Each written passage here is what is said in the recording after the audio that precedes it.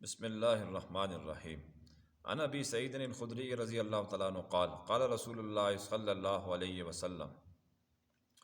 ان للہ تبارک و تعالی اتقاء فی کل یوم و لیلۃ یعنی فی رمضان و ان لکل مسلم فی کل یوم و لیلۃ دعوۃ مستجابہ۔ حضرت ابو سعید خدری رضی اللہ تعالیٰ عنہ فرماتے ہیں کہ رسول پاک صلی اللہ علیہ وسلم نے ارشاد فرمایا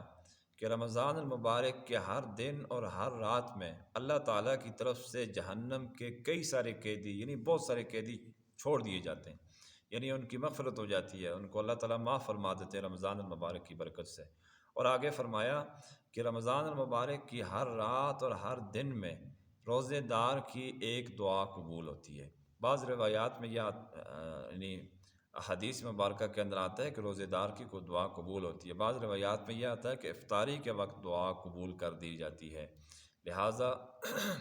اس وقت بڑی مصروفیت کا وقت ہوتا ہے، افراتفری کا وقت ہوتا ہے، تو لہٰذا اس میں وقت نکالنا چاہیے، اور وقت نکال کے کسی گوشے میں بیٹھ کر دیکھیے دن بھر تکلیف کی ہے، روزہ رکھا ہے، تو 5 10 منٹ 7 منٹ اگر دعا میں صرف کر لیے تو اس میں کوئی حرج نہیں ہے۔ تو لہٰذا یہ بھی بڑی ضروری چیز ہے کہ انسان اس وقت دعا کے اندر مشغول ہو۔ افطاری کے وقت روزانہ ایک دعا قبول ہوتی ہے، اور اسی طرح افطاری کے وقت کی دعائیں بھی پڑھنی چاہیے۔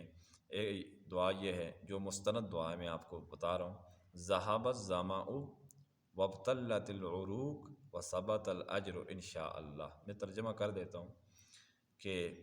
اللہ کے فضل سے پیاس ختم ہوگی، ذہب الظمأ وابتلت العروق، رگیں تر ہوگی، وثبت الاجر انشاء اللہ،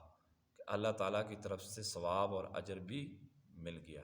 تو یہ ایک مستند دعا ہے، اور بھی دعائیں ہیں، اللہم لک صمت وبک آمنت وعلیک توکلت وعلی رزقک افطرت، یہ بہت مشہور ہے، سب لوگ یہی پڑھتے ہیں،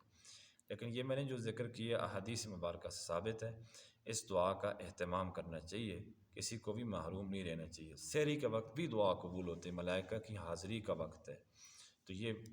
اس وقت بھی دعا کا اہتمام لازمی کرنا چاہیے۔ اللہ تعالیٰ عمل کی توفیق عطا فرمائے۔